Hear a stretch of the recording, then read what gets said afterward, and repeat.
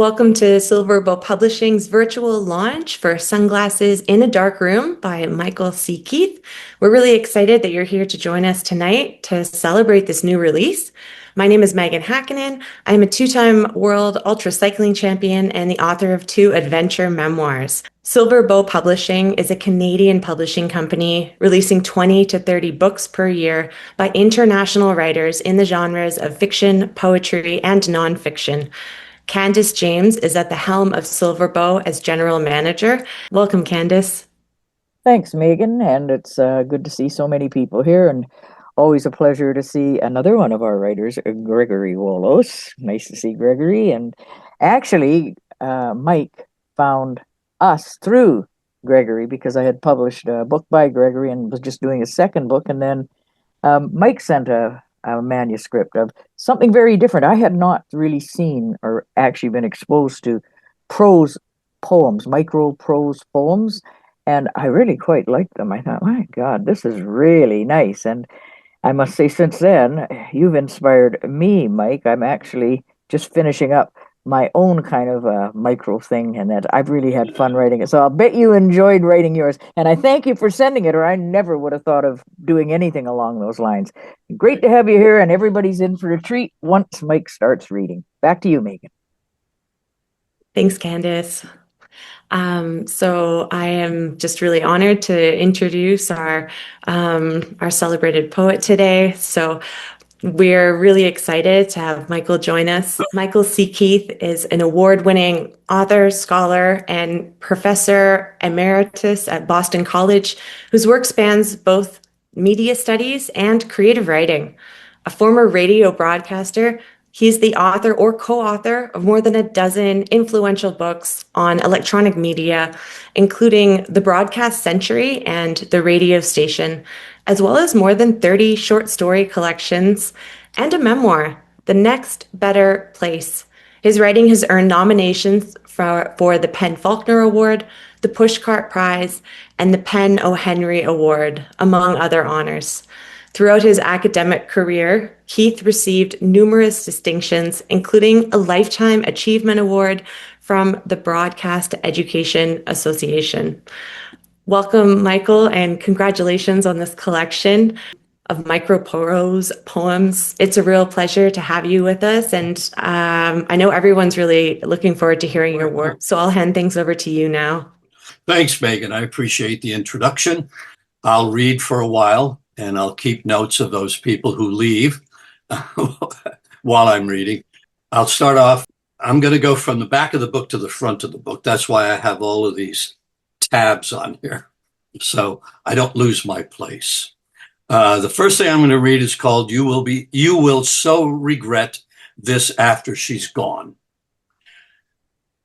You push her away, knowing you do, turning your back to her in the bed, fearing your sleep leaves you if her body touches yours. This one is called Too Much Too Soon. One morning, Alex woke up and discovered the world was at peace. No wars or conflicts anywhere. This left him with the unsettling feeling he no longer lived on the planet he called home. He wasn't sure how long he could live that way. This is called From On High. On the top shelf of the bookcase, next to the urn you occupy, your photo gazes down at me while I sit alone on the love seat, waiting for your lips to move. Come on, I plead. You can do it. This is called Looking Out at the Empty Seats. How many times have I stood before the class, my class, and wondered what they were thinking, my freshman students? How many times have I stood before the class, my class, and wondered why they were there to begin with when they clearly were not there? I was inspired by a friend who's taught high school almost as long as Greg, who was recently having difficulties just dealing with the fact that students were just not tuned into anything anymore. An unlikely tale, and my writer friends here will relate to this. He sent his story to the New Yorker. It was the first piece of short fiction he'd ever written, and he was confident it would be accepted. When he didn't receive an answer from the magazine for over a month, he was perplexed and indignant. When he finally heard from the esteemed publication, he asked himself why they took so long to recognize his talent. Could also be called a fantasy. The Invisible Man Speaks. The thing about being widowed is you don't feel you are here anymore. Who's to attest to your experience or your existence? Friends and relatives can't do that. Only your genuine soulmate can. Your reality, your presence now resides under a pile of graveyard dirt. This is called a good reason. Most people would like to be able to float a few feet off the ground. What wonderful possibilities, they think, foremost among them, avoiding the physical damages occurring on the ground. This is called, and my fellow writers will probably appreciate this title, The Nursing Home for Would-Be Authors. Now that he'd lost his wife, Elias wanted to spend his final time on the planet with his unknown writer friends. He had always felt most at home with them, so it made sense to fill his life with those who were as unappreciated as he was. Another happy piece. Indescribable regret. He could never put into words the anguish he felt when he caused his young daughter to weep from the anger that terrible act defined him as a poet laureate. This is called Why She Decided Against a Second Date. His teeth scared her. They were made to chew on flesh, pointy and derelict. This is called Eternity Goes Backward and Forward. Look closely at a very old person. Examine their face close up. Study it intensely inches away. Count the lines, the bumps, and the spots, the follicles exploding from their brows. Now, look into their eyes. Peer deeply into them. You will see their youth. This is called bestseller envy. To be a famous writer, he would trade places with Salman Rushdie, one eye and all. This is called Zero Chance. Along the Ugai River in equatorial Gabon, there is an iceberg sighting. The pilot, discovering the massive frozen mound, decides against reporting it, figuring it will surely melt by the time authorities investigate it. His sanity has come under scrutiny before. This is called Scent of Her. My late wife's fragrance is in her hand-knit scarf. I wrap it around my neck like it's her loving arm. All right. This is called The Clan Contends Baldwin and Belafonte are engaged in secret racial coding. In a retelevised 1963 U.S. Information Agency roundtable on race relations with Harry Belafonte, Marlon Brando, Sidney Poitier, James Baldwin, and Charlton Heston, Baldwin and Belafonte are seen taking a sip of their coffee at the same time. This is called Man of Mystery.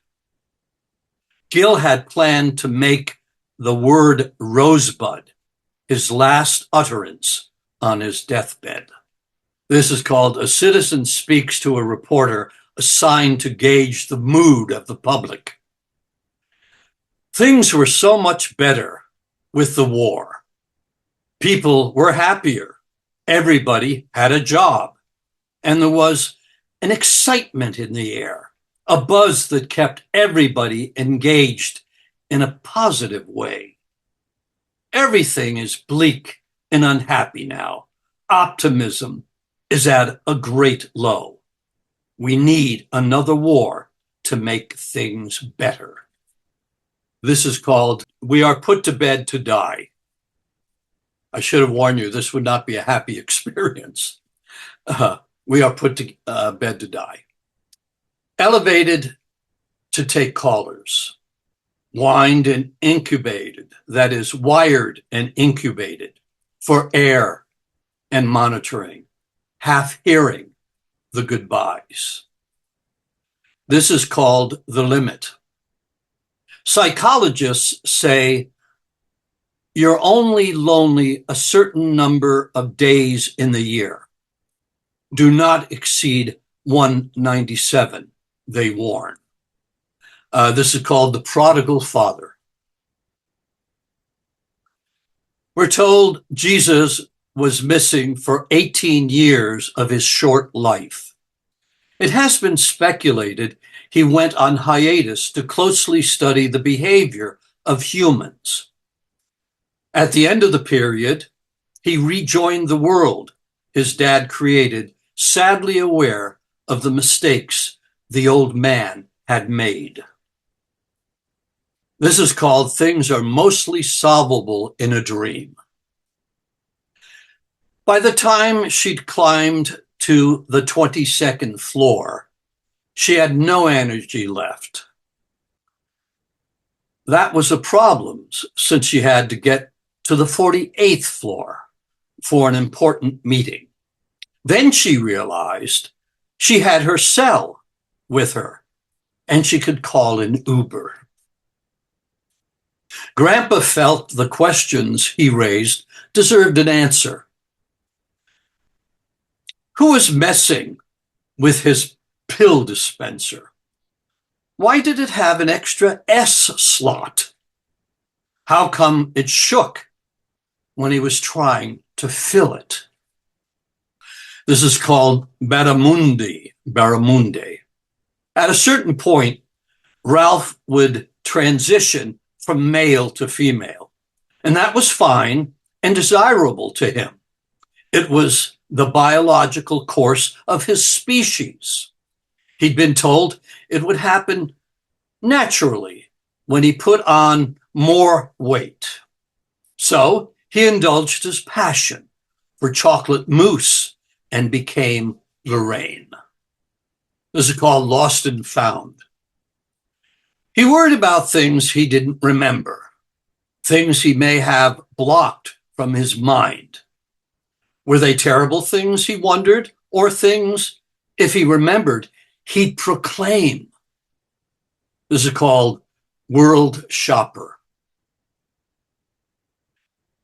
He bought one jar of exotic fruit jelly in Oman, another jar of exotic fruit jelly in Italy, a third jar of exotic fruit jelly in Sri Lanka, a fourth jar of exotic fruit jelly in Peru, his fifth and favorite jar of fruit jelly in Utah. This is called Climate Change and a Husband in No Rush to Rescue His Wife. For 42 hours, it snowed hard and buried everything in sight. When the last flake fell, Harold made an attempt to locate his wife, who had been sunning herself in their yard just before the blizzard. This is called a weighty theory. In the waning years of his life, Wayne concluded that he lived in a universe of opposition essentially caused by gravity. He also despaired of appliance courts. This is called entitlement. Alex Moynihan was 1/64th Native American, and he was proud of his indigenous heritage. Yet he opposed the tribe's rule requiring a greater percentage of Indian blood to collect health care benefits. This is called Maybe Ask Charles Simic instead. If you can access Robert Caro's mind, please tell me what inspired him to write 4 books, some exceeding 1,000 pages, about Lyndon Baines Johnson. Knowing that will aid me in doing the follow-up to my poetry chapbook. I need 10 pages more to make length, and I've lost my momentum. This is called Infinite Zero. Google said he'd accessed everything it contained, but was adding more data by the nanosecond, so he should be patient. This is called despite. The pure honey was sour. The rain cloud was dry. The corn was limp brown. The child was still smiling. The house was on fire. The animal was howling. The music was dead silent. The child was still smiling. This is called a kinder reference. Let's abolish the word dead. Get rid of it once and for all. This term with sad implication. How about not here or absent? This is called precocious. Jamie was 6 and he liked The New Yorker. It wasn't the cartoons or the squiggly little drawings accenting its pages. What made him a devotee of the legendary magazine was the crossword. From the moment he got 38 across, he was a fan. This is called Roses Are Red. The poet hated free verse. He loved words to rhyme. 60 poems he had written, each with an iterative line. This is called areola complex. Baby like nipple. Baby want nipple. Baby get nipple. Baby bite nipple. Mama smack baby. Baby cry loudly. Baby get nipple. Thank you for sticking with me. Thank you so much for that reading, Michael. It was a gift to hear these poems, and you're in the narration in your own voice, and you really brought that broadcast, I guess I was going to say history, but experience into this. So yeah, it's been really fun to hear a taste of everything. How many are in the collection? There, let's see, about 150.